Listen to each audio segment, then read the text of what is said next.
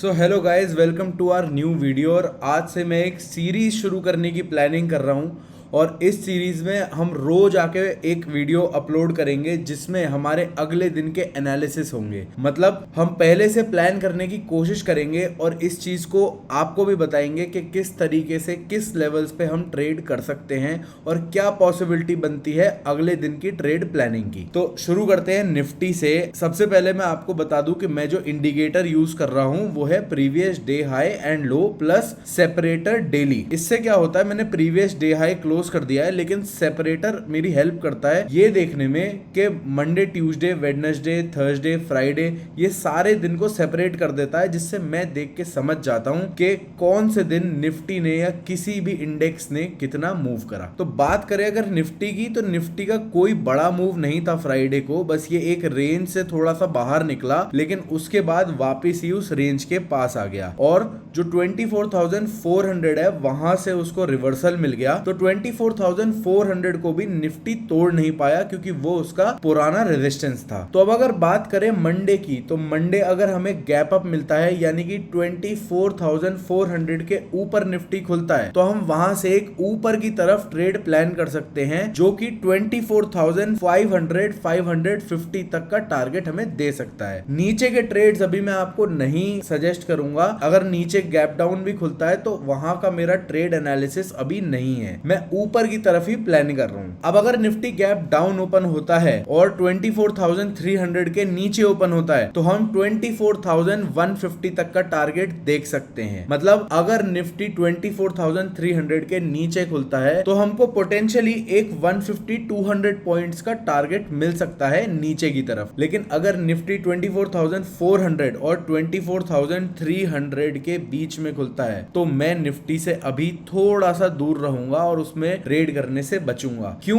क्योंकि निफ्टी अब भी फंसा रहेगा, चौपी रहेगा। जैसे ही इन दोनों में से किसी भी रेंज को ब्रेक करता है मैं वहां पे ट्रेड प्लान करूंगा। बात करते हैं बैंक निफ्टी की, तो बैंक निफ्टी भी कुछ ऐसा ही रहा और अपनी रेंज में ही रहा। बात करें अगर लो की, तो लो बैंक निफ्टी ने लगाया था 57,387 का और हाई लगाया था लगभग 57,640 का। सुबह सुबह मार्केट खुलने के बाद मार्केट बेरिश हो गया, वहां से गिरा और पूरे दिन चौपी होने के बाद लगभग 1:30 बजे के आसपास मार्केट ने एक अच्छा अपसाइड मूव दिया और डे हाई तक जाने की कोशिश करी। लेकिन अब बात करते हैं कि मंडे का हमारा क्या प्लान होने वाला है। सिमिलरली जैसे निफ्टी में हमने प्लान करा था, मंडे को भी हम यही प्लान करेंगे कि अगर मार्केट 57,650 के ऊपर क्लोज होता है और थोड़ा सस्टेन करता है तो वहां से हमें 300-400 पॉइंट का मूव देखने को मिल सकता है इस एरिया के आसपास, जो कि बनता है 57,780-85। इस एरिया के आसपास हमें टारगेट मिल सकता है। लेकिन वहीं अगर गैप डाउन ओपन होता है तो गैप डाउन के टारगेट्स हैं हमारे 57,150-155। इस एरिया तक अगर गैप डाउन होता है बैंक निफ्टी तो यहां तक आ सकता है। अब बात करें कि अगर बैंक निफ्टी फ्लैट ओपन होता है, मतलब 57,660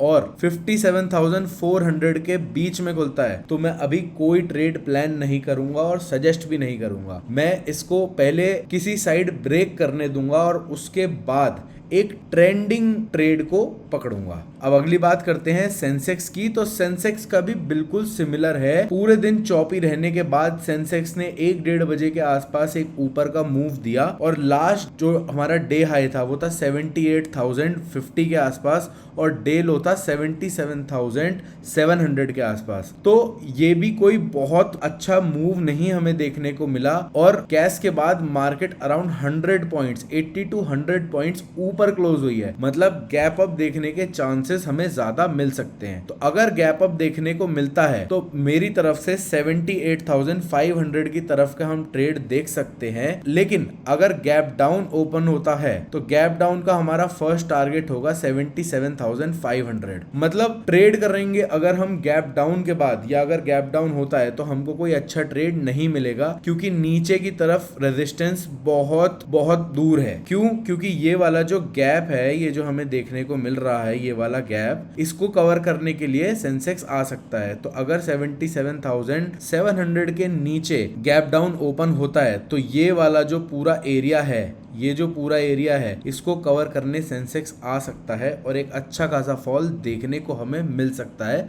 आने वाले हफ्ते में। अब बात करते हैं बिटकॉइन की, तो बिटकॉइन अभी चल रहा है 62,930, मतलब कि लगभग 63,000 के आसपास। तो अब बिटकॉइन में हम क्या प्लान कर सकते हैं? बिटकॉइन ने एक नीचे से अच्छा मूव दिया 62,500 के आसपास से लेके 63,150, जो कि एक रेजिस्टेंस बन गया। उसके बाद नीचे की बात करें तो 62,500 से ये स्टार्ट हुआ था और अभी इसी रेंज में फंसा हुआ है। 2 दिन क्योंकि सैटरडे संडे था तो मार्केट साइडवेज रही, कोई बड़ा मूव नहीं आया। तो मंडे को हमें प्लान करना है कि ये जिस भी साइड को अगर निकलता है, अगर नीचे की साइड जाता है तो हम 62,500 की तरफ एक ट्रेड प्लान कर सकते हैं, जो कि हमें मंडे को ही देखने को मिल सकता है। और इसकी प्रोबेबिलिटी भी ज्यादा है क्योंकि बिटकॉइन इस समय बेयरिश चल रहा है। लेकिन अगर अपसाइड की बात करें तो अपसाइड में हमारे पास टारगेट 63,500 के आसपास बनता है, जो कि एक अच्छा टारगेट है कैप्चर करने के लिए, जो कि मैं प्लान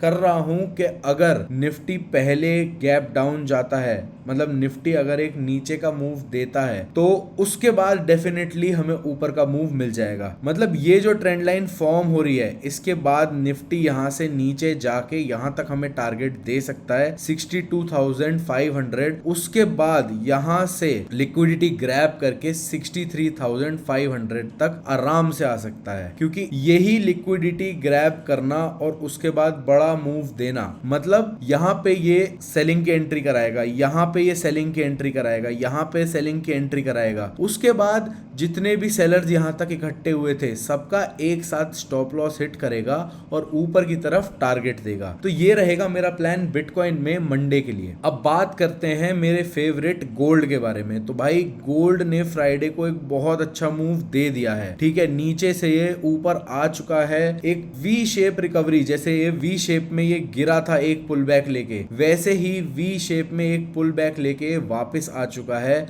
और वहां से भी थोड़ा सा हीट डाउन कर चुका है नीचे आकर। अब नीचे आने के बाद ये फिर एक रेंज में फंस चुका है, जो कि है 4400 और 4360 की रेंज में। जैसे ही इस रेंज को ये ब्रेक करेगा उसके बाद ही मैं प्लान करूंगा गोल्ड में ट्रेड करने का। लेकिन आप इस चीज को समझो कि ये जा कहां तक सकता है। देखो गोल्ड का अगला रेजिस्टेंस है 4435 तक और नीचे का रेजिस्टेंस है 4300 तक, लगभग 4310 तक। तो अगर गोल्ड 4400 को ब्रेक करता है और सस्टेन करता है मंडे ट्यूसडे में, तो हम ऊपर की साइड का एक ट्रेड प्लान करेंगे। लेकिन वहीं अगर गोल्ड 4360 के नीचे सस्टेन करता है और लिक्विडिटी ग्रैब करने के बाद भी वापस ऊपर नहीं जा पाता है आफ्टर ट्राइंग, तो हम नीचे के लिए एक ट्रेड प्लान करेंगे जिसका टारगेट हमारा 4300 का रहेगा, जिसका टारगेट हमारा 4300 तक का रहेगा मंडे और ट्यूसडे में। अब बात करें सिल्वर की, तो सिल्वर एक